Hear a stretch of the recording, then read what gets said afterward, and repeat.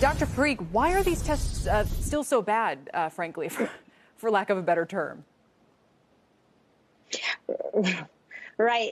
So with COVID-19, we're in a unique situation that we're developing tests and treatments as we're learning about the disease, as we're treating the disease. So we don't have the luxury of time as other illnesses where we have tried and true methods.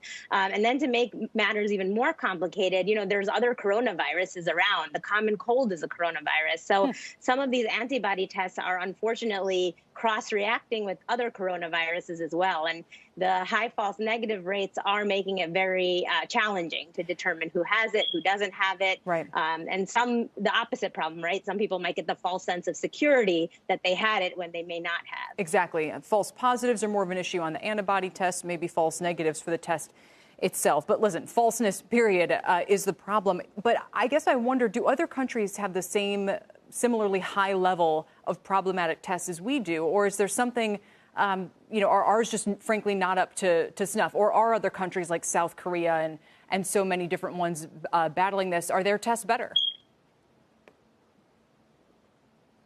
That's a great question. I don't know the exact specificity and sensitivity of testing in other countries, but I would imagine that they have the same challenge. The other issue, too, is that, in the U.S., we have so many different companies making tests. The FDA is approving them quickly under emergency approval. So, again, we don't have the time to study to make sure these tests are absolutely accurate.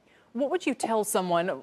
Let's take me. If I said, OK, I want to go get a test for coronavirus and I also want to get a test for an antibody, what question should I be asking to figure out whether I'm going to get a good test? And where should I go in order to give myself the best shot at getting a really good test?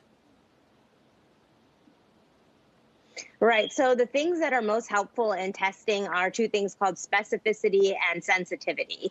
If the specificity of a test is high, it means it can rule something in with accuracy. So say that you do have it, and that the sensitivity is high. That means it can rule something out. So you actually want a test that's high actual infection. The testing can be done at any time. And for the antibody, which measures if you've had the infection or recovered from the infection, generally that should be done at least 10 to 14 days after your symptoms have started. Yeah. Last quick question. Do you think there's something about the way people are doing the test that is the problem? Are they swabbing far back enough in your nose, as uncomfortable as that is? Right. So with any test, there is the issue of that it's operator dependent. So again, if the samples are not corrected properly, nasal swab is a great example. If you're not getting far back enough, not getting enough of the sample, then that can cause a false negative test. And the same goes with a lot of these rapid tests. A lot of them are finger pricks. And so if you don't have enough blood collected, if it's collected improperly or there's any contamination, that's also an issue. In speaking with some of my colleagues at the NIH last night, even very, very critically sick patients, they've been getting false negatives on. But then when they go into their lung washings, they actually find that they do have the virus. Yep. It's too bad, again, with the need to know so much about this, that the reliability is still so much of an issue. Dr. Parikh, thanks very much for joining me today. Appreciate you explaining a little bit of what's going on.